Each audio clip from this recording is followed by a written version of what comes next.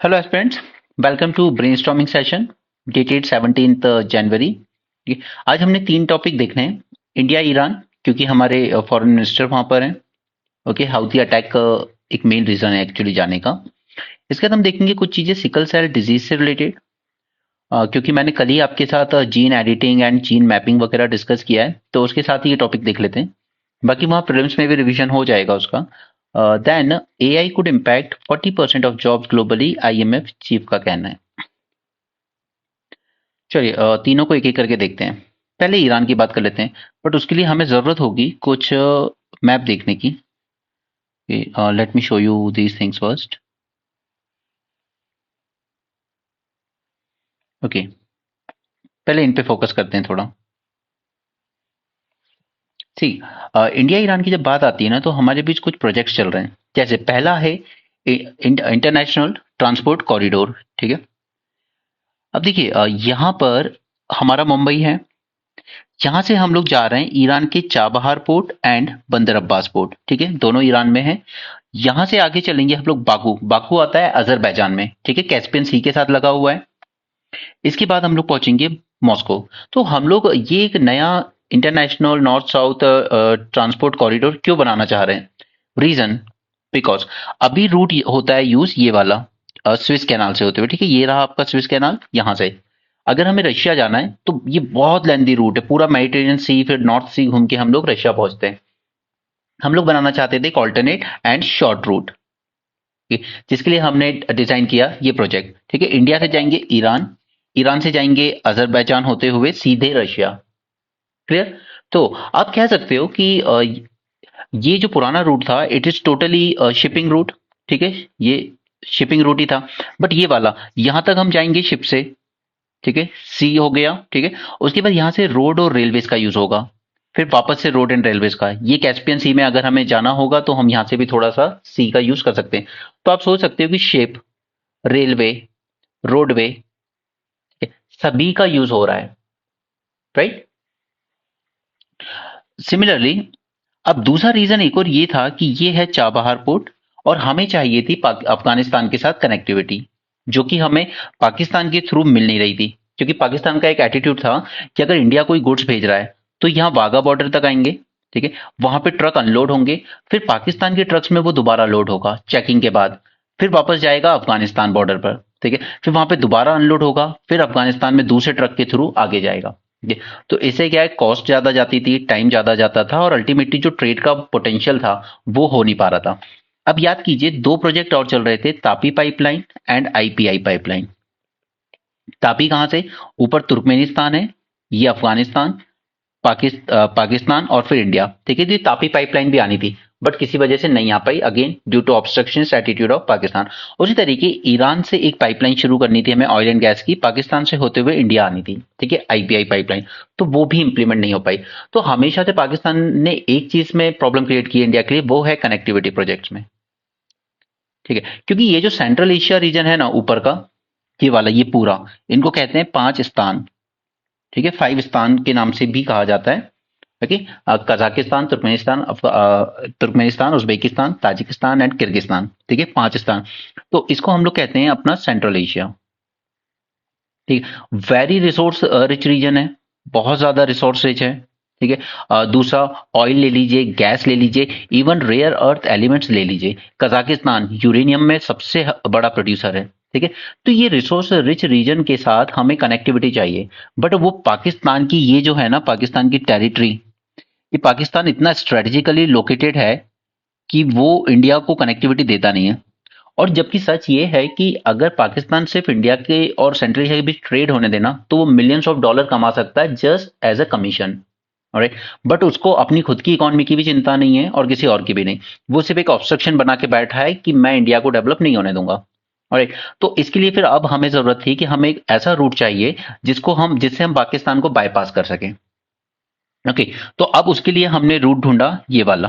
ठीक है, this one, कि हम कांडला पोर्ट से जाएंगे यहाँ पर चाबहार पोर्ट तक, और यहाँ से फिर रेल के थ्रू एंड रोडवेज के थ्रू हम जाएंगे जरांज, जाहेदन, ये एक रोड कनेक्टिविटी प्रोजेक्ट है। ठीक है, उससे आगे काबुल, यानी अफगानिस्तान से कनेक्ट होने के लिए ही हमने ये चाबहार पोर्ट प्रोजेक्ट इनिशिएट किया था। समझ में आया यहाँ तक? क्योंकि हमें कनेक्टिविटी चाहिए वहां पर। दूसरा, उसी तरीके से हमने ये बंदर अब्बास पोर्ट वाला भी इनिशिएट किया। और दूसरा, ये चाबहार का ना एक और रोल ये था कि चाबहार अगर यहाँ पर है तो इससे जस्ट 100 माइल्स दूर यहाँ पर एक ग्वाधार पोर्ट है, ग्वाधार। ओके, और ये ग्वाधार पोर्ट डेवलप कर रहा है चाइना। ओके, और हमें इसकी जस्ट बाजू में ही दूसरे पोर्ट का एक्सेस मिला थ्रू ईरान, चाबहार पोर्ट। तो हमने उसको थोड़ा स्ट्रेटेजिकली वे में भी इंप्लीमेंट किया। दूसरा, यहाँ से चाइना का जिनजियांग प्रोविंस से, यहाँ से इंडिया के पीओके से, ठीक है, पीओके है तो इंडिया के, वहां से होते हुए यहाँ ग्वाधार पोर्ट तक यहाँ पे चलता है China Pakistan economic corridor. Okay, तो हमें इसको भी काउंटर करना था, तो वो भी एक रीजन था कि हमने चाबहार पोर्ट के डेवलपमेंट पर ध्यान दिया। ठीक है, बट अब उसके बाद प्रॉब्लम क्या हुआ कि यहां पे लगा दिए यूएसए ने सैंक्शन ईरान पर। ठीक है, सैंक्शन की वजह से पूरा जो फाइनेंशियल ट्रांजैक्शन होना था, ओके, वो रुक गया। तो कुछ टाइम तक तो हमने कोशिश की कि हम रुपीस वगैरह में कर लेंगे ट्रेड, कुछ टाइम तक ईरान ने अलाउ भी किया। फिर उसके बाद उसने कहा कि आपके रुपये का मैं क्या करूं। ओके, तो वो हो नहीं पाया। तो फाइनली ये हमारा ऑयल ट्रेड वगैरह जो भी था ईरान के साथ काफी कम हो गया। ईरान एक टाइम पर हमारा नंबर 1 पार्टनर हुआ करता था ऑयल में, बट आज वो कहीं भी नहीं है, दूर दूर तक। ठीक है, नंबर 1 पे Russia, then Iraq and so on. अब स्ट्रैटेजिकली अगर और देखें तो अब ईरान जो है यहाँ पर, ठीक है, उसने क्या कर रखा है कि वो यहां से ईरान में होते हुए उसने ईरान के साथ साइन किए 25 ईयर स्ट्रेटेजिक पार्टनरशिप। ठीक है, तो अब दूसरा प्रॉब्लम हमारे लिए ये बना कि यहाँ पर चाइना के साथ इसने जो स्ट्रेटेजिक पार्टनरशिप साइन की 25 ईयर की, ठीक है, तो वो फिर से एक वही वाली बात आ गई। ऊपर रशिया है, ये रहा चाइना, ये रहा ईरान। ठीक है, तो रशिया, चाइना, ईरान, ये एक्सिस बनने लगा। ठीक है, और ये सब क्यों हुआ? सिर्फ यूएसए की वजह से। एक तरफ यूएसए प्रमोट करता है कि इंडिया को जितना हम थोड़ा स्ट्रांग करेंगे वो चाइना को काउंटर कर पाएगा। ठीक है, लेकिन दूसरी तरफ आपने इंडिया को फोर्स करके ईरान से दूर किया, और उस वैक्यूम को फिल किसने किया? चाइना ने। ऑलरेडी ईरान चाइना के बेल्ट एंड रोड इनिशिएटिव का पार्ट था। ठीक है, फिर 25 ईयर की स्ट्रेटेजिक पार्टनरशिप भी करा दी आपने। ओके, ऊपर से आपकी रशिया से नहीं बनती, आपकी यूएसए ईरान से नहीं बनती, आपने इन दोनों को एक क्लोज अलाई बनवा दिया। ठीक है, प्रॉब्लम किसको हुई? इंडिया को। राइट, तो ये सारी बातें अगर समझ में आई है तो चलिए अब हम आ जाते हैं कि इंडिया क्या क्या चैलेंजेस फेस कर रहा है ईरान के साथ रिलेशनशिप में। Just a second. ओके, ठीक है, तो आई होप ये कनेक्टिविटी प्रोजेक्ट और इश्यूज समझ में अब तक आपको आ गए होंगे। चलिए, पहला चैलेंज हमारे लिए ये बन रहा है ईरान के साथ डील करने में कि यहां पर आज तक लगे हुए हैं यूएस के सैंक्शन। अब सैंक्शन लगने की वजह से हुआ क्या, और पहले तो ये इसकी वजह क्या थी? देखिए, इसकी वजह थी ईरान का न्यूक्लियर प्रोग्राम। अब यूरेनियम के बारे में मैं भी आपको शॉर्ट में बता देता हूं कि जो यूरेनियम होता है, इसे अगर आप 90% से ज्यादा एनरिच कर लेते हैं तो ये बन जाता है वेपन ग्रेड। राइट, और अगर आप इसको सिर्फ 3 to 5% तक एनरिच करते हो तो ये बनता है आपका सिविलियन यूज के लिए, जैसे कि सपोज कि आपको इलेक्ट्रिसिटी बनानी है। ठीक है, तो यहां तक कोई दिक्कत नहीं होती। लेकिन जब आप एनरिचमेंट बढ़ाने लगो तो इशू होता है। ठीक है, तो ये सब चीजें मॉनिटर कौन करता है? IAEA, international atomic energy association. Okay, तो हमने इसके बारे में बात की है पहले। ठीक है, इसका काम है मॉनिटर करना, इंस्पेक्शन करना। तो इनने इंस्पेक्शन भी किया, इन्होंने कहा कि कोई दिक्कत नहीं है, ईरान ने कुछ नहीं किया ऐसा, बट यूएस ने एक्यूजेशन किया कि नहीं आपने किया है। पर उसके बाद भी उसके सेटिस्फेक्शन के लिए ईरान ने कहा चलिए मैं आपके साथ ज्वाइन साइन कर लेता हूं एक न्यूक्लियर डील। ओके, तो उसने एक जीसीपीओए जिसको कहते हैं, ठीक है, वो एक न्यूक्लियर डील साइन कर ली यूएसए के साथ। अब उसके बाद हुआ क्या कि ट्रंप आ गए। ठीक है, अब ट्रंप को ऐसा नहीं था कि ईरान के न्यूक्लियर प्रोग्राम में, जबकि वो इस डील के सारे कंडीशंस फुलफिल कर रहा था ईरान। ठीक है, उसने कहा कि मैं अपने सेंट्रीफ्यूगल जो प्लांट है मेरे, जिससे ये यूरेनियम को एनरिच किया जाता है, वो सब कम कर दूंगा, एनरिचमेंट भी कम कर दूंगा, आईएईए से इंस्पेक्शन भी करवा लूंगा, आप सैंक्शन हटा लो। ठीक है, तो उस वक्त हटा लिए गए। ट्रंप आया, उसको मस्ती चढ़ी। उसको मस्ती इसलिए चढ़ी क्योंकि एक तरफ है ईरान, ठीक है, दूसरी तरफ हैवी वेट है इस रीजन में सऊदी अरेबिया, और फिर तीसरा हैवी वेट है Israel. Okay, Israel and USA is like father and son relationship. ठीक है, Saudi Arabia very strong ally of USA. Iran, ठीक है, ईरान है शिया, सऊदी अरेबिया है सुन्नी। ठीक है, और ये तो खैर ज्यूइश हैं तो इनका तो कोई सीन ही नहीं है, बट ये दोनों हमेशा कंफ्लिक्ट में रहते हैं। राइट, अब इनके कन्फ्लिक्ट की वजह से क्या होगा, सऊदी अरेबिया कभी नहीं चाहता कि ईरान ज्यादा स्ट्रांग बने। तो अब एक ही छोटा सा थॉट कि ईरान अपनी न्यूक्लियर कैपेसिटी बढ़ा रहा है, आज ये एनरिचमेंट भले ही प्रॉमिस कर ले कि मैं 90% नहीं कर रहा हूँ, वेपन ग्रेड नहीं बना रहा हूँ, बट कल को अगर उसको जरूरत पड़ी तो बना लेगा तुरंत, क्योंकि सारे सेंट्रीफ्यूगल प्लांट्स रेडी हैं, यूरेनियम का सप्लाई रेडी है, सब कुछ है, बनाना ही तो है, बन जाएगा जब जरूरत पड़ेगी। तो सऊदी अरेबिया से ये बर्दाश्त नहीं हो रहा था कि मेरे आसपास के रीजन में एक कंट्री इतना क्लोज भी रहे कि उसके पास इवन टेक्नोलॉजी भी हो न्यूक्लियर वेपन बनाने की, तो वो मेरे लिए डेंजर है। भले ही वो बनाए ना बनाए, बट उसके पास टेक्नोलॉजी हो तो वो मेरे लिए खतरा है, ठीक है। तो कहीं ना कहीं सऊदी अरेबिया से क्लोज रिलेशनशिप ने ट्रंप को और फोर्स किया कि आप ये सैंक्शन सिर्फ इस एग्रीमेंट को कैंसिल ही मत कीजिए, बल्कि आप ये सैंक्शन और स्ट्रांग कर दीजिए। तो उसने ये सैंक्शन और स्ट्रांग कर दिए, ठीक है। तो ईरान और ज्यादा आइसोलेशन में चला गया। अब जब ईरान आइसोलेशन में चला गया तो और ऊपर से फिर जब यूक्रेन वॉर वगैरह शुरू हो गई तो रशिया भी आइसोलेशन में चला गया, ठीक है। अब दोनों आइसोलेशन में हैं, तो दोनों को अपना आइसोलेशन ब्रेक करने के लिए क्या करना है, एक दूसरे से दोस्ती, और वही उन्होंने किया बहुत स्ट्रांगली। और साथ में चाइना वॉज ऑलवेज रेडी, क्योंकि चाइना ने ऑयल का इंपोर्ट भी बंद नहीं किया इसके ईरान से, ठीक है। अभी 2 दिन पहले ही हमने एक न्यूज देखी थी जिसमें यहाँ ईरान से पर्शियन गल्फ से ऑयल जा रहा था चाइना के लिए, तो यूएसए की शिप ने उसको कैप्चर कर लिया था वेसल को। क्यों? क्योंकि यूएसए ने कहा कि आप तो वायलेशन कर रहे हो सैंक्शन का, ठीक है। तो उसने चाइनीज शिप को कैप्चर कर लिया यूएसए ने, बिकॉज ऑयल सप्लाई। लेकिन उसके बाद भी चाइना नहीं मानता, ठीक है, और उसने 25 ईयर की स्ट्रेटेजिक डील भी साइन कर ली ईरान के साथ। ओके, बट इंडिया ये कैपेसिटी नहीं डेवलप कर पाया, चाहे खुद को विश्व गुरु कहे या कुछ भी कह ले, वो यूएसए के सैंक्शन को काउंटरमैंड नहीं कर पाया। ऑलराइट। तो पहला तो इशू है कि ये जो सैंक्शन लगे हैं इस वजह से हमारी पार्टनरशिप डेवलप नहीं हो पा रही है।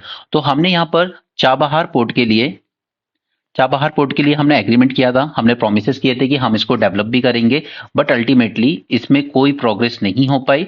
और फिर फाइनली इसको ईरान को कहना पड़ा कि इसे हम लोग खुद ही डेवलप करेंगे, इंडिया नहीं कर पाएगा। ऑलराइट। अभी इस पोर्ट के बारे में चलिए वो मैं बाद में बताता हूँ आपको। ये चलिए देख ही लेते हैं। मैं उसमें मैप डालना भूल गया आपके लिए वो वाला, बट यहाँ पर बस एक बात याद रखिएगा कि आप कई बार न्यूज़ में सुनते होंगे चाबहार पोर्ट के टर्म में दो दो दो टर्म आपको देखने को मिलते हैं। एक है आपका शहीद बेहस्ती, ठीक है। दो टर्म्स आपको जो अभी न्यूज़ में अक्सर देखने को मिलते होंगे। एक है शहीद बेहस्ती एंड दूसरा है शहीद कलंतरी, ठीक है। तो ये कोई अलग अलग नहीं है, ये चाबहार पोर्ट का ही पार्ट है। राइट। तो हम लोग डेवलप कर रहे हैं ये वाला शहीद बेहस्ती, ठीक है। कोई अलग नहीं है ये चाबहार पोर्ट के ही दो पार्ट हैं, ठीक है। ये वाला ऑलरेडी है बट इसकी कैपेसिटी बहुत कम है, तो दूसरा डेवलप किया जा रहा है ताकि इसकी कैपेसिटी को बढ़ाया जा सके, ठीक है। तो यूएस सैंक्शन के रिस्पेक्ट में आपको चीजें समझ में आ गई, ठीक है। दूसरा दूसरा चैलेंज क्या आ रहा है इंडिया और इनकी रिलेशनशिप में, एक्सपेंडिंग चाइना प्रेजेंस, ठीक है। इशू आपको पूरा समझ में आ चुका है, से पॉइंट को आप कनेक्ट करते चलो, ठीक है। उसमें आपको वही बताना है कि चाइना ने जो 25 ईयर की स्ट्रेटेजिक डील साइन की है इसके साथ, 25 years strategic deal plus partnership in belt and road initiative, ठीक है। नेक्स्ट थर्ड, हाँ, सिचुएशन इन अफगानिस्तान, ये भी एक फैक्टर था जिस वजह से सब कुछ चेंज हुआ। देखिए, हम चाबहार पोर्ट डेवलप करने क्यों पहुंचे थे, हमें जरूरत क्या पड़ी थी, हमें सबसे बड़ी जरूरत यही पड़ी थी कि हमें पाकिस्तानों को अवॉइड करके हमें पहुंचना है अफगानिस्तान में, ठीक है, अफगानिस्तान के साथ ट्रेड करने के लिए। क्यों? क्योंकि पहले अफगानिस्तान में एक अच्छी गवर्नमेंट थी, यूएस की प्रेजेंस भी थी वहां, तो हमें यहां से पहुंचना था अफगानिस्तान। लेकिन अब क्या हुआ, यूएसए यहां से कर गया एग्जिट, यहाँ पे आ गया तालिबान, और हमने क्या स्टैंड ले रखा है अभी तक कि हम तालिबान के साथ नेगोशिएट नहीं करेंगे, ठीक है। हमने तालिबान के साथ नेगोशिएशन करना बंद कर रखा है, इनफॉर्मली कर रहे हैं, बट अभी तक किसी ने भी तालिबान रेजिम को रिकॉग्नाइज नहीं किया है, राइट। तो अब अफगानिस्तान के साथ कोई इंपॉर्टेंस नहीं रह गई, ना हमारी ना किसी की, कम से कम तालिबान रेजिम के साथ तो नहीं रह गई, ठीक है। इसलिए फिर हमने भी ईरान के साथ रिलेशनशिप को उतना इंपॉर्टेंस देना थोड़ी देर के लिए कम कर दिया था। ओके। तो हमने जो पोर्ट था चाबहार, उसके डेवलपमेंट को स्लो कर दिया, और इतना स्लो कर दिया कि ईरान ने कहा हम लोग खुद ही डेवलप करेंगे, इंडिया ना तो फंड दे रहा है ना उस पर कोई काम कर रहा है आगे। ओके, तो यहां पर यूएस का exit and coming of Taliban, इसने ये सिनेरियो थोड़ा चेंज कर दिया था कि हमारे लिए फिर ईरान की जो इंपॉर्टेंस थी वो थोड़ी सी कम हो गई है। अब ये इंपॉर्टेंस क्यों बढ़ रही है? अब ये इंपॉर्टेंस इसलिए बढ़ रही है क्योंकि ईरान बैक ग्रुप ट्रेड को डिसरप्ट कर रहे हैं। ईरान बैक ग्रुप्स लाइक हाउदी, ठीक है। अब मैंने आपको बताया था कि हमारी जो इंडस्ट्रीज वगैरह हैं वो गवर्नमेंट को कह रही हैं कि आप प्लीज यहाँ पर नेवल प्रेजेंस को बढ़ाइए, प्रॉब्लम हमारे ट्रेड को हो रही है, पूरा डिस्टर्ब हो रहा है। केप ऑफ साउथ अफ्रीका से होके जाना बहुत लंबा ट्रेड रूट है, 6,000 माइल एक्स्ट्रा भी जाना है, और दिन भी जो 6 दिन में ट्रेड जाता था वो 14 डेज लग रहे हैं। ओके, तो ये हाउदी रिबेल्स को कंट्रोल कौन कर सकता है? सिर्फ ईरान, क्योंकि उसी उसी का सपोर्ट है इनके पास। और ये हाउदी रिबेल्स मैंने आपको बताया था कि रशियन वेसल पर अटैक ही नहीं करते हैं, ठीक है। They are not targeting the Russian vessels, they are not targeting even the China vessels, ठीक है। तो इंडिया बस इसके साथ यही नेगोशिएट करना चाहता है कि हम आपसे जो थोड़ा दूर हुए हैं, वो रीजन था कि ये सैंक्शन की वजह से ट्रेड करने में दिक्कत आ रही थी, ठीक है। अब पेमेंट इशू वगैरह में दिक्कत आ रही थी इसलिए, बाकी एंटी ईरान जैसा कुछ नहीं है हमारे में। Okay, so that is one issue. इसके बाद नेक्स्ट पॉइंट इज हमारे ties with Arab countries, Arab countries के साथ हमारे टाइज।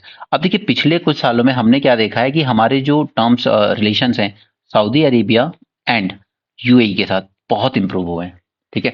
इन दोनों कंट्रीज में से किसी ने भी आर्टिकल 370 को जब हमने रिपील किया, ओके, तो उसमें कोई इन्होंने बयान वगैरह नहीं दिया, कुछ भी नहीं, जबकि टर्की जैसी कंट्री ने हमेशा कश्मीर इशू पर पाकिस्तान को सपोर्ट किया। But these two country said कि ये Kashmir issue article 370 this is just internal matter of Pakistan, we are not interested. Okay, ये दोनों कंट्रीज कौन सी हैं? Both countries are Sunni group, right. Iran is a Shia group and both are antagonistic. ठीक, तो जैसे जैसे हम इन Arab country Saudi Arabia UAE के साथ एक बेटर रिलेशनशिप या रैपो डेवलप कर रहे हैं, ठीक है, तो वो भी कहीं ना कहीं थोड़ा सा ईरान को पसंद नहीं आ रहा है। ठीक है, यूएई के साथ एक और एग्जांपल क्या था? आई टू यू टू, ठीक है, ये भी हमने ज्वाइन किया है। यानी कि हम जैसे जैसे इन शिया ग्रुप्स के साथ और इवन इवन इसराइल के साथ, इसके साथ तो हमारे रिलेशन कुछ ज्यादा ही अच्छे हैं, ठीक है, जैसे जैसे हम इनके थोड़ा करीब जा रहे हैं उतना ही ईरान हमसे थोड़ा दूर जा रहा है, राइट। अब इंडिया के लिए छठा चैलेंज ये बनता है कि बैलेंसिंग कैसे करें इनके बीच, ठीक है। ये जो जियोपॉलिटिकल रीअलाइनमेंट चल रही है चारों तरफ, इसके बीच में इंडिया को एक बैलेंस एस्टैब्लिश करना बहुत मुश्किल हो रहा है, ठीक है। एक तरफ तो आपका रशिया, ईरान, चाइना है, ठीक है। दूसरी तरफ आपका यूएसए है, इसराइल है, ठीक है। तीसरी तरफ आपका सऊदी अरेबिया है और यूएई है, राइट। तो इन सब के बीच में कैसे डील करें, बिकॉज ये तीनों के तीनों ग्रुप अलग थलग भाग रहे हैं, ठीक है। सऊदी अरेबिया यूएई ईरान को पसंद नहीं करते। अब अभी उसमें मत जाना कि सऊदी अरेबिया के साथ डिप्लोमेटिक एक्सचेंज एक ब्रोकर करवाया चाइना ने, करवाया नो डाउट, बट सिर्फ एक चाइना जैसी पावरफुल कंट्री या दोनों को इन्वेस्टमेंट चाहिए चाइना से, दोनों ही कंट्री को चाइना के साथ अच्छे टर्म्स रखने, तो बात मान ली उसकी, बट अभी तक ऐसा कोई खास इंप्रूवमेंट देखने को नहीं मिला है रिलेशनशिप में। Okay, this is one group. अब मैं यूएसए और इसराइल को अलग ग्रुप क्यों काउंट कर रहा हूं, जबकि यूएसए के अलाई हैं दोनों, सऊदी अरेबिया अलग इसलिए काउंट कर रहा हूं क्योंकि अब जब यूएसए ने यहां पर एक ऑपरेशन लॉन्च करा, that is operation guardian prosperity, किसके अगेंस्ट किया? अगेंस्ट दी हाउदी रेबल्स, ठीक है। यमन में जो हाउदी रेबल्स है उन पर बम्बार्डमेंट कर रहा है, ठीक है। Not just USA but also UK, दोनों बम्बार्डमेंट कर रहे हैं। और यूएसए ने कहा कि हमारे जो रीजनल पार्टनर्स हैं सऊदी अरेबिया यूएई, ये हमें ज्वाइन करें, पर इन्होंने नहीं किया। क्यों? Because they are not against USA but they are against Israel. Okay, उनका स्टैंड क्लियर है, we are not against USA but we are against Israel, और even if we are not against Israel but we don't support Israel जो वो इस वक्त Gaza में कर रहा है। ऑलराइट, अब इसराइल की भी रिलेशन सऊदी अरेबिया के साथ धीरे धीरे इंप्रूव हुए हैं। क्यों? बिकॉज इसराइल के पास है एक तो मिलिट्री पावर और दूसरा इसराइल के पास है टेक्नोलॉजी, और सऊदी अरेबिया को दोनों चाहिए। क्यों? क्योंकि ईरान डेवलप कर रहा है न्यूक्लियर टेक्नोलॉजी, और ईरान को काउंटर करने के लिए इसराइल का साथ लेना सऊदी अरेबिया को वर्थ लगता है। ओके, तो आप कह सकते हो कि दो ईरान के साथ सऊदी अरेबिया की रिलेशनशिप अच्छी नहीं है, बट इसराइल, अगर एक कॉमन एनिमी की बात है तो इसराइल का भी एनिमी इसराइल है, ईरान है, और सऊदी अरेबिया का एनिमी भी ईरान है। तो आप कह सकते हो कि दोनों का दुश्मन कॉमन है, इसलिए दोनों के बीच में बॉन्डिंग थोड़ी सी बेटर हुई है। ओके, तो ये जो जियोपॉलिटिकल बैलेंसिंग है ये इंडिया के लिए एक अलग चैलेंज है। तो यहां पर मैंने आपके साथ 6 चैलेंजेस हाईलाइट किए जो इंडिया को इस वक्त देखने की जरूरत है। अब देखिए, अगर आपको ये पूछा जाए तो फिर इंडिया करे तो करे क्या? ओके, देखिए, फर्स्ट थिंग इज कि आपको कंप्लीटली अबैंडन नहीं करनी है रिलेशनशिप। ठीक है, we should not abandon the relationship completely. Okay, चाहे वो यूएसए की सैंक्शन हो, चाहे अफगानिस्तान से यूएसए का एग्जिट हो, या कमिंग ऑफ तालिबान रेजिम हो। ठीक है, we should not give up. और सॉरी, एक और पॉइंट, ऑयल ट्रेड। देखिए, चाहे वो ऑयल ट्रेड हो, we should not give up on relationship with Iran completely.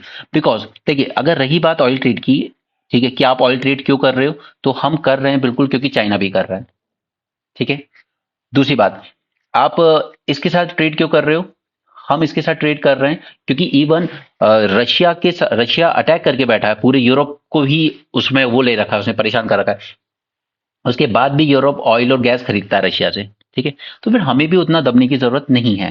Right, आज तालिबान रिजिम वहां है, मे भी कल इसको वर्ल्ड रिकग्नाइज कर ले या ये खुद थोड़ा लिबरल हो जाए, जो भी हो, बट हमें अफगानिस्तान के साथ अपनी कनेक्टिविटी रखनी है।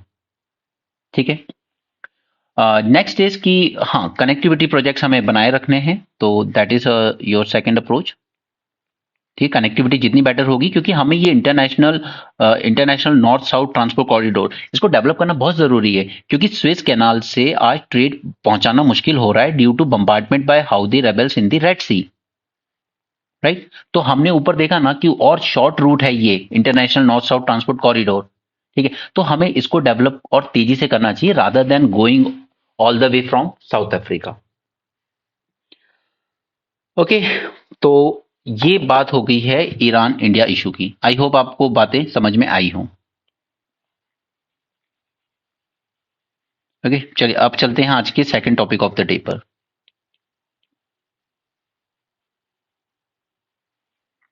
अब देखिए, इसमें ईरान वाले इशू में ना मैं आपको उन चीजों पे नहीं लेके गया हूं, वो सारे रेबेल्स एंड ऑल, क्योंकि वो मैं न्यूज़पेपर में करवा देता हूं आपको। ठीक है, तो सेम चीज बार बार रिपीट करना आपका टाइम वेस्ट करने के बराबर होगा। ओके, यहां पर हम बात करते हैं कि एक जीन थेरेपी थी जिसको एक्सेप्ट किया गया कि हाँ, ये पहली थेरेपी बनेगी जिससे हम सिकल सेल एनीमिया वगैरह और थैलेसीमिया इन सबको काउंटर कर पाएंगे। ठीक है, और कल ही मैंने आपको बताया था क्रिस्पर कैस 9, आप इसको एक तरह का सीजर समझ लीजिए। ठीक है, जीन को एडिट करने के लिए यूज होता है। ओके, नाउ पहले थोड़ा सा सिकल सेल एनीमिया और थैलेसीमिया के बारे में जान लेते हैं, क्योंकि मैं इसमें आपको वापस लेके जाऊंगा 26 नवंबर पे। उस टाइम मैंने एक आर्टिकल आपके साथ डिस्कस किया था इसी पर बेस, क्योंकि अ, उस टाइम शायद आप में से काफी सारे एक्टिव नहीं थे चैनल पे, बट वो बेस्ट आर्टिकल था इसमें, एंड डेफिनेटली उस पे आपको क्वेश्चन जरूर मिलेगा। ठीक है, चलिए, पहले तो पहली बार फर्स्ट थिंग है कि दोनों ही ब्लड डिसऑर्डर हैं। ब्लड डिसऑर्डर, और दूसरा कि दोनों ही इनहेरिटेड है, यानी कि आप पेरेंट्स से इनहेरिट करते हो। ओके, इसके बाद अब देखिए, इन दोनों के बारे में एक डिफरेंस बहुत इंपॉर्टेंट है जो याद रखना होगा। सिकल सेल एनीमिया होता है, it is caused by mutation. ठीक है, mutation in haemoglobin globin beta gene, haemoglobin beta gene, जो कि हमें मिलता है chromosome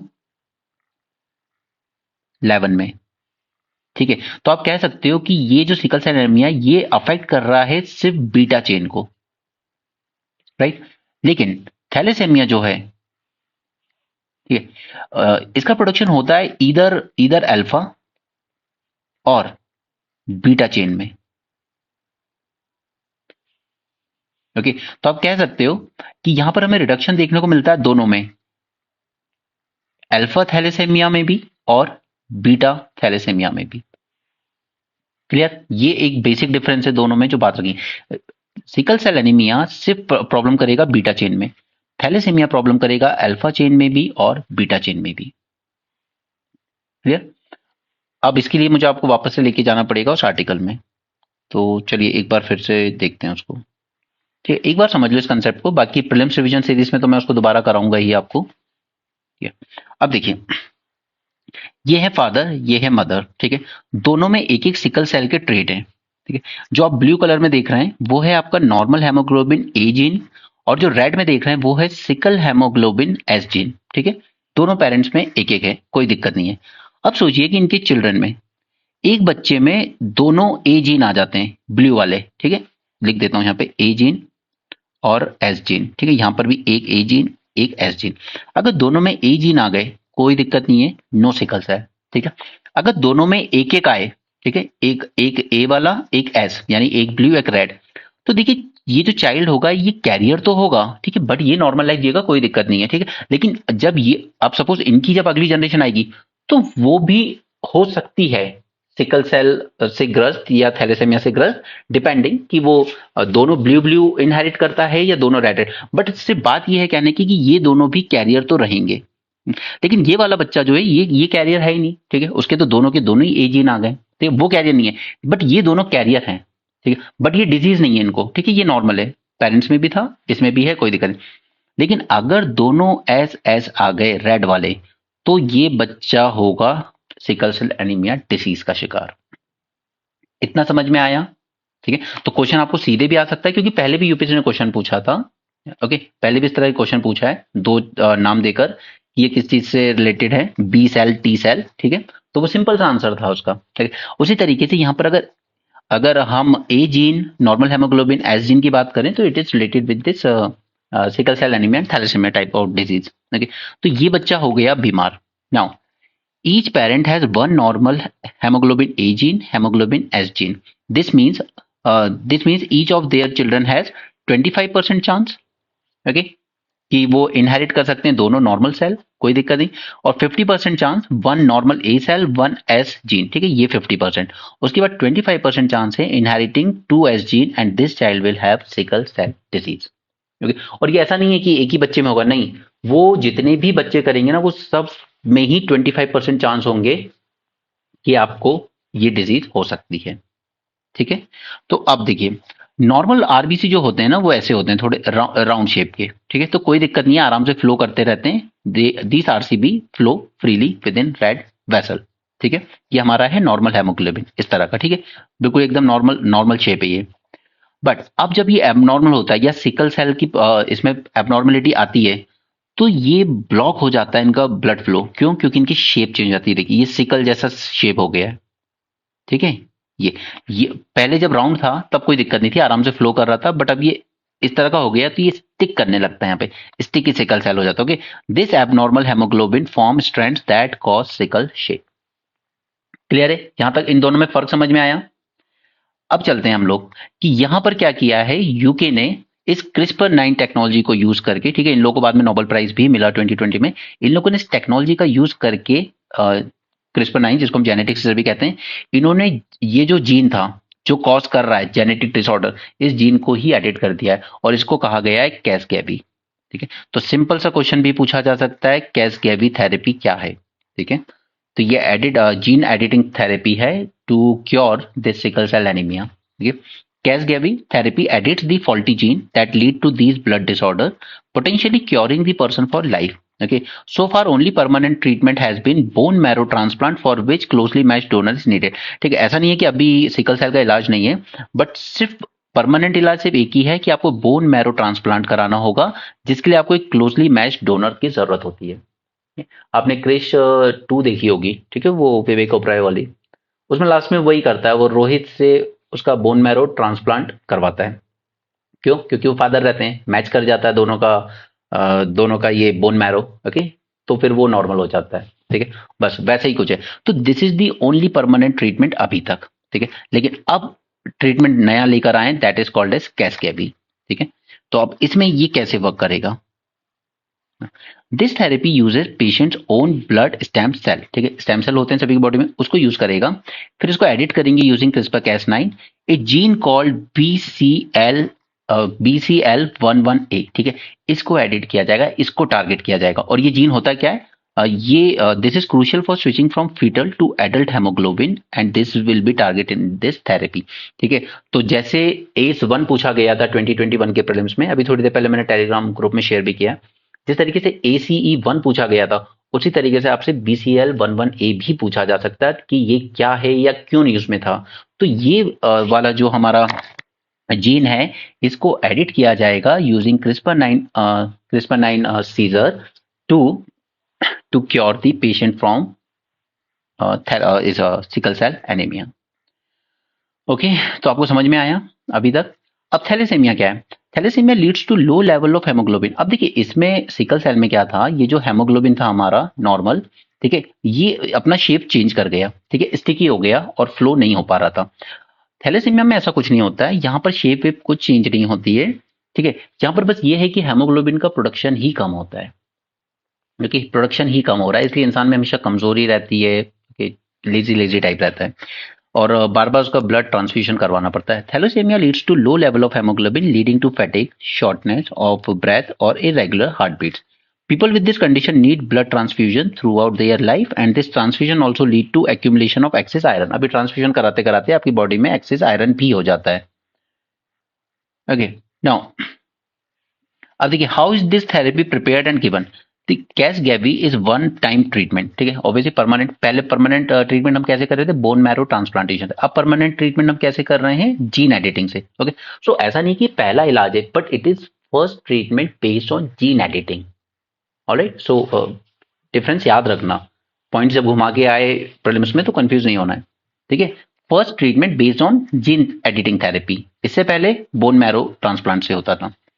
This is a one-time treatment for which doctor has to first collect the blood stem cells from the bone marrow। आपके bone marrow से blood stem cell collect किए जाएंगे, ठीक है। इस प्रोसेस को कहते हैं एफरेसिस, ठीक है, तो इसको याद रख लो, ये क्या होता है एफरेसिस। आपके बोन मैरो से जो स्टेम सेल कलेक्ट किए जाते हैं उस प्रोसेस को हम लोग कहते हैं एफरेसिस। ओके, इसके बाद it is use to filter out the blood from different components. फिर ये सेल भेजा जाएगा मैन्युफैक्चरिंग साइट पर, where it takes about 6 months for them to be edited and tested, और फिर इसको दोबारा आपकी बॉडी में इम्प्लांट किया जाएगा। इसमें चैलेंजेस क्या है, सबसे बड़ा चैलेंज तो है प्राइस, ठीक है, $2 million पर पेशेंट। और अभी मेन चीज ये है कि अभी इसको अप्रूव किया गया है सिर्फ यूके में, और कहीं अप्रूव नहीं किया गया है। ओके, तो अभी ऐसा नहीं है कि सब जगह पर ये यूज हो जाएगा, अभी यूके में ही अप्रूव किया गया है फिलहाल के लिए। ओके, नेक्स्ट, हाँ, अब मैं आपको वापस लेके चलता हूँ टॉपिक पे। अब हम इसके थोड़े से सिग्निफिकेंस वगैरह जान लेते हैं, ठीक है। देखिए सिग्निफिकेंस, पहला सिग्निफिकेंस क्या है कि एक तो इसकी एफिकेसी अच्छी है, जितनी टेस्टिंग वगैरह हुई है ना, एफिकेसी अच्छी है, ठीक है। सिम्टम्स वाकई में कम हुए हैं लोगों के, और इसने वापस से जो आप कहते हो कि अपना जो हेमोग्लोबिन है इसको रिस्टोर किया, इसके प्रोडक्शन को, ठीक है, रिस्टोर हेमोग्लोबिन प्रोडक्शन, यानी कि थैलेसेमिया में जिस तरह प्रोडक्शन नहीं हो रहा था ना, तो उसको रिस्टोर भी करेगा, ठीक है। पेन रिलीवर है, ठीक है, बार बार ब्लड ट्रांसफ्यूजन नहीं कराना पड़ेगा आपको, कोई टेंशन नहीं है, फालतू का मेंटल टॉर्चर नहीं। दूसरा रिलायबल है, यानी कि अभी तक काफी सेफ भी रहा है इसका, जितनों पे करीब 50+ लोगों पर टेस्ट किया गया था, काफी सेफ भी आया है, ठीक है। चैलेंजेस बस एक ही है कि एक तो अभी तो लिमिटेड ऑथराइजेशन दिया गया है, यानी कि सिर्फ यूके में, ठीक है, और कहीं अप्रूव नहीं किया गया है। दूसरा, क्योंकि कॉस्टली है तो ऑब्वियस सी बात है कि सब तो एक्सेसिबल नहीं कर पाएंगे, तो कहीं ना कहीं इनएक्विटी है, ठीक है, एक्सेसिबिलिटी सबके लिए बराबर नहीं है। ऑलराइट, देन इसके बाद एक कंसर्न ये है कि यार ये कितना एक्यूरेट है, ये लॉन्ग टर्म में पता चलेगा, बिकॉज अगर आप किसी के, ठीक है, अगर आप किसी की जीन से छेड़छाड़ कर रहे हो तो हो सकता है उसका पूरा जो ओवरऑल जीनोम सीक्वेंस है, कल मैंने आपको बता दिया ये सब, जीन क्या है, जीनोम क्या है, ठीक है। तो आप एक जीन से छेड़छाड़ कर रहे हो सकता है उसके ओवरऑल जो जीनोम सीक्वेंस है उसमें कुछ चेंजेस हो जाएं, ये तो लॉन्ग टर्म में पता चलेगा, राइट। बट फिर भी इतनी बड़ी बीमारी का अगर क्योर ढूंढा है तो ये बहुत बहुत अच्छी अचीवमेंट है। ऑलराइट, चलिए, तो ये हो गया हमने, वैसे मोस्टली ये कंसेप्चुअल बेस्ड टॉपिक था, बट मुझे इसको समझाना था आपको, तो हमने इसको आज ही कवर कर लिया, ठीक है। प्रीलिम्स में देखेंगे अगर इसको दोबारा कराना होगा तो, अदरवाइज आई होप आपको समझ में आ गए। बट मेरे लिए इंपॉर्टेंट है आप वो जीन का नाम याद रखिएगा, ठीक है। दो तीन चीजें हैं जो आपको प्रीलिम्स में आएंगी, आ सकती हैं। फर्स्ट इज कैसगेवी ट्रीटमेंट क्या है, तो ये जीन एडिटिंग ट्रीटमेंट हमने डेवलप किया है to cure the sickle cell anaemia and thalassaemia, ठीक है। दूसरा, एफरेसिस प्रोसेस जो है ये क्या होता है, तो ये आपके बोन मैरो से स्टेम सेल को एक्सट्रैक्ट करेंगे और उसका यूज करेंगे हम इसमें, ठीक है। और तीसरा एंड सबसे important most probable question, BCL11A gene क्या है, ठीक है। ये आपको ग्रो अप में हेल्प करता है, फीटल टू एडल्ट हेमोग्लोबिन, और इसी जीन को टारगेट किया जाएगा, एडिट किया जाएगा इस ट्रीटमेंट को क्योर करने के लिए। ठीक है, तो ये 3 पॉइंट याद रखिएगा, ये आपके क्वेश्चन बनाएंगे। अब हम आ जाते हैं आर्टिफिशियल इंटेलिजेंस पर। तो देखिए मोस्टली तो सब वही सब है जो बोल बच्चन चलते रहते हैं कि हमारी जॉब्स खा जाएगा एंड ऑल दैट, बट इससे रिलेटेड कुछ इंपॉर्टेंट पॉइंट जानेंगे आगे। क्योंकि आईएमएफ का क्या कहना है कि 40% जॉब्स ग्लोबली इम्पैक्ट होंगी इससे। अभी इम्पैक्ट ना दोनों वे में हो सकता है, देखो पॉजिटिव वे में भी इम्पैक्ट कर सकती हैं और नेगेटिव वे में भी इम्पैक्ट कर सकती हैं, डिपेंडिंग कि हमारी इकोनॉमी किस टाइप की है। ओके, नाउ सी अब जरा थोड़ा सा एडवांस इकोनॉमी की बात करते हैं। आर्टिफिशियल इंटेलिजेंस क्या है कि उन कंट्रीज में ज्यादा दिक्कत देगा जो टेक्नोलॉजिकली ज्यादा एडवांस है। ठीक है, क्योंकि ये डेटा एनालिटिक्स और ये सब बहुत तेजी से कर देता है आर्टिफिशियल इंटेलिजेंस, तो वहां पर इन लोगों की जो जॉब है उसको ज्यादा बड़ा थ्रेट है rather than jobs in developing countries या इवन लीस्ट डेवलप्ड इकोनॉमीज। वहां पे इतनी जॉब्स नहीं खाएगा जितनी यहाँ पर खाएगा, क्योंकि हाईटेक टाइप की जॉब्स को ज्यादा थ्रेट है। But at the same time positive एक पॉइंट ये भी है कि यार ये लोगों की प्रोडक्टिविटी भी तो बढ़ा देगा। ठीक है, प्रोडक्टिविटी को भी तो एनहांस कर सकता है ना। ठीक है, काफी सारी चीज, जैसे सपोज कीजिए एक लॉयर को कंसिडर कीजिए। ठीक है, काफी सारी बुक्स के थ्रू और फाइलों के थ्रू होके जाना पड़ता है, बट आपका आर्टिफिशियल इंटेलिजेंस टूल जो होंगे या जो भी ऐप वगैरह होंगी वो उसको कितना आसान कर देंगे उसका काम है। उसको चार चार असिस्टेंट, पांच पांच असिस्टेंट नहीं रखने पड़ेंगे इसके लिए कि वो चेक करो ये चेक करो। ठीक है, तो ये दोनों वे में मदद कर सकता है। ये आपका नुकसान भी कर सकता है, but at the same time ये ह्यूमन प्रोडक्टिविटी भी बढ़ा सकता है। तो एडवांस कंट्री या डेवलप कंट्री जहाँ पे पॉपुलेशन बहुत कम है, ठीक है, जहाँ पे जॉब सीकर ही कम है, तो वहां पर तो ये चीज बहुत अच्छी चलेगी। लेकिन उन कंट्रीज में जहां पर जॉब सीकर बहुत ज्यादा है, पॉपुलेशन बहुत ज्यादा है, वहां पर दिक्कत होगी उस वे में। ठीक है, तो इसके दोनों, डेवलप कंट्री डेवलपिंग कंट्रीज, दोनों के लिए कुछ फायदे भी हैं तो कुछ नुकसान भी हैं। राइट, राइट, जैसे ये मदद कर सकता है आपके सर्जन्स वगैरह की। ठीक है, सर्जन्स के लिए थोड़ा हेल्पफुल होगा, लॉयर्स के लिए भी ये हेल्पफुल होगा। ठीक है, उसी तरह जजेस के लिए भी ये हेल्पफुल होगा। ठीक है, they can easily go through all the data वगैरह जो भी है। ठीक है, नाउ अब देखिए स्मॉल इंडस्ट्री जो कंट्रीज हैं, डेवलपिंग कंट्री, इनमें दिक्कत देगी। जैसे सपोज कीजिए जॉब टेली मार्केटिंग की, ठीक है, अपने गुड्स एंड सर्विसेज वगैरह बेचने के लिए, तो ये इस तरह की जॉब्स को नुकसान पहुंचाएगा। ठीक है, ये सब आर्टिफिशियल इंटेलिजेंस खुद से कर लेगा, तो इसमें फिर जरूरत नहीं पड़ेगी। तो आप कह सकते हो कि जो लेबर की डिमांड होगी वो कम हो जाएगी। राइट, लेबर डिमांड कम हो जाएगी, और फिर जब डिमांड कम होगी तो वेजेस जो ऑफर करेंगी कंपनीज आपको वो कम हो जाएंगे। ओवरऑल आपकी रिड्यूस हायरिंग होगी। ठीक है, तो ये दोनों तरीके से positive negative for both develop economies as well as developing economies, अपने अपने तरीके से। ओके, इसके बाद आईएमएफ का कहना है कि ये 40% जॉब्स इंपैक्ट करेगा in emerging economies like India, China, Brazil, और इवन यूके। और यूके छोड़िए, चलो ये पूरा यूरोपियन यूनियन ले लीजिए या यूएसए ले लीजिए, इन कंट्रीज में 60% की जॉब्स को दिक्कत दे सकता है। ठीक है, क्योंकि जो भी हाईटेक रिसर्च होती है इनमें सुपर कंप्यूटर्स के काम होते हैं यहाँ पर। अब जैसे आर्टिफिशियल इंटेलिजेंस से आपने कुछ कुछ चीजें सुनी होंगी कि इन लोगों ने वो प्रोग्राम कुछ सेकंड्स में कर दिखाए जो नॉर्मल कंप्यूटर्स आज के हंड्रेड्स ऑफ ईयर्स ले लेते थे। ठीक है, ये हंड्रेड्स ऑफ ईयर में होने वाला कैलकुलेशन इन लोगों ने कुछ सेकंड्स में कर दिखाया। राइट, तो ये उन कंट्रीज में जॉब्स को ज्यादा दिक्कत करेगा, but at the same time ये उनकी प्रोडक्टिविटी भी बढ़ा सकता है।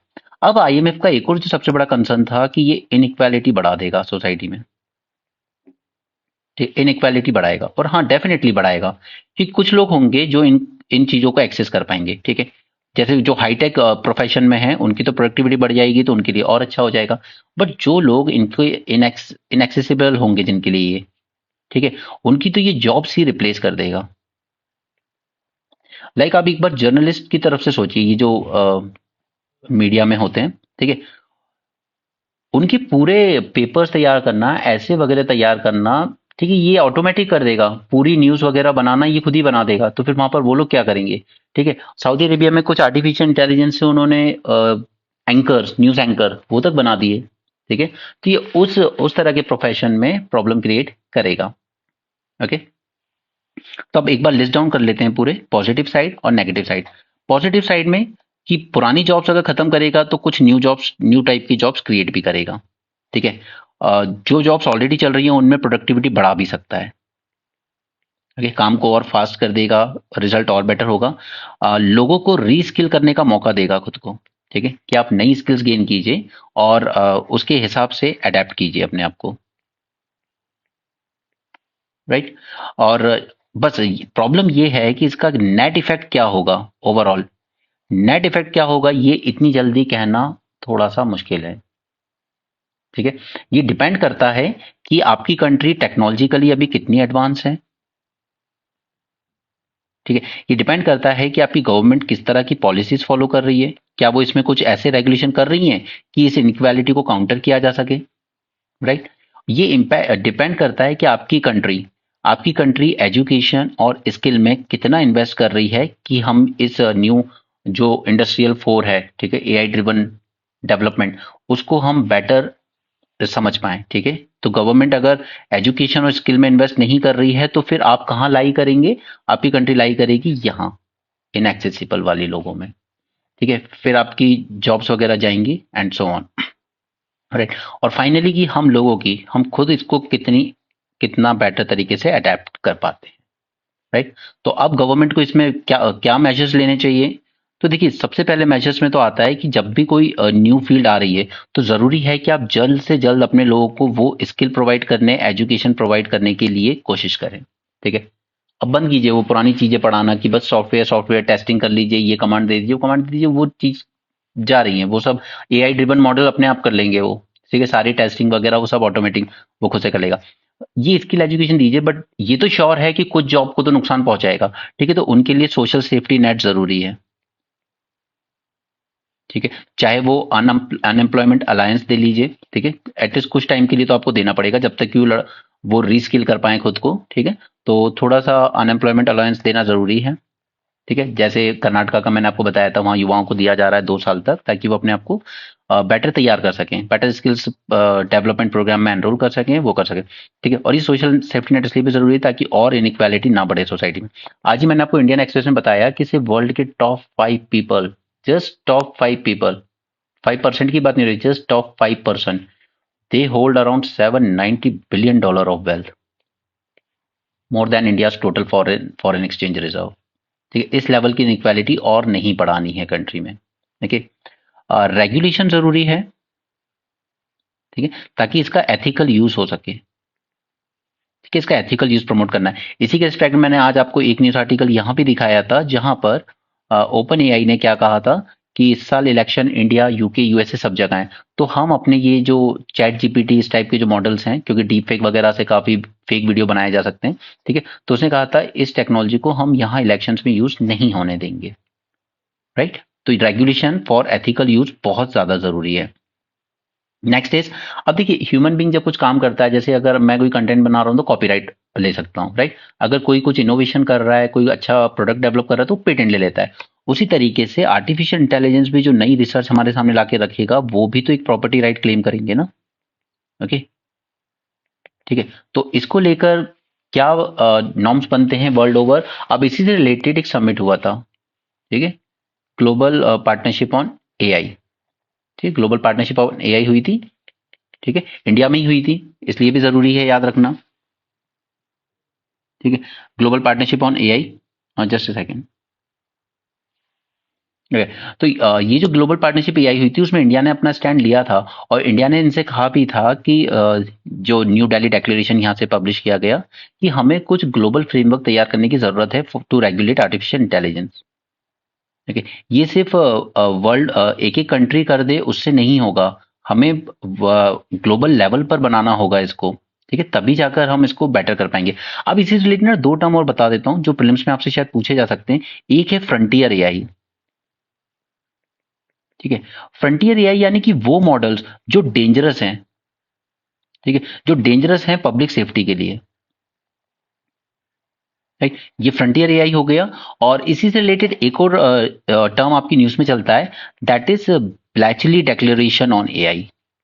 ठीक है, पहली बात तो आपसे सिर्फ ब्लैचली डिक्लेरेशन पूछा जा सकता है। ठीक है, कि किस चीज से रिलेटेड है, तो ये आर्टिफिशियल इंटेलिजेंस से रिलेटेड है, ये आपको याद रखना है। ओके। और इस फ्रेमवर्क में कहा गया था कि हमें जो पोटेंशियल डिसरप्शन जो एआई की वजह से हो सकते हैं उसको रेगुलेट करने की जरूरत है। ठीक है, तो फ्रंटियर एआई को याद रखेंगे आप। दूसरा, आप ब्लेचली डेक्लेरेशन को याद रखेंगे। जीपीएआई ये ग्लोबल पार्टनरशिप है और इसका समिट यही हुआ था हमारे न्यू दिल्ली में। राइट, तो ये इतनी बातें याद रखेंगे आप। ओके, वापस चलते हैं उसी टॉपिक पर। एंड या वन मोर थिंग, कहाँ गया? ओके, इसमें मेंबर 29 मेंबर्स हैं। 29 मेंबर्स की पार्टनरशिप पे इसको ध्यान रखेंगे।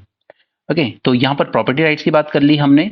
उसके बाद गवर्नमेंट के कुछ ऐसे मेजर्स जो मिड करियर ट्रांजिशन को इजी बना सकें। ठीक है, जो लोग ऑलरेडी जॉब में हैं, ठीक है, जैसे सपोज अपने 35-40s में हैं, तो उनके लिए जो मिड करियर ट्रांजिशन हो उसको स्मूथ बनाने के लिए कुछ स्टेप्स लिए जा सकते हैं। ऑलराइट, तो आप कह सकते हो कि कुछ पुराने जॉब्स को डिस्प्लेस भी करेगा, बट कुछ नए जॉब्स को क्रिएट भी करेगा। ओके, सो गवर्नमेंट को उस हिसाब से मेजर्स लेने की जरूरत है कि कम से कम डिस्ट्रप्शन हो और इसका मिसयूज ना हो पाए। क्लियर? तो ये हमने जान लिए तीनों टॉपिक्स के बारे में आज के। ठीक है, कुछ बातें प्रीलिम्स के लिए इंपॉर्टेंट हैं, कुछ मेंस के लिए इंपॉर्टेंट है। आई होप आपको समझ में आई हो, यूजफुल लगा हो। And again I am sorry, मुझे इसको पेड करना पड़ा, but I was helpless. I am really sorry, because देखिए कोई भी चीज़ फ्री तब तक तो चल सकती है जब तक उस पर व्यूअरशिप अच्छी आ रही हो। But if I'm devoting so much time just for sake of 5-6 student, then it feels more like insulting. Okay, so I'm sorry for that, but अब जो है सो है. Okay, so that's it for this session. Thanks for joining. Have a great day and keep learning.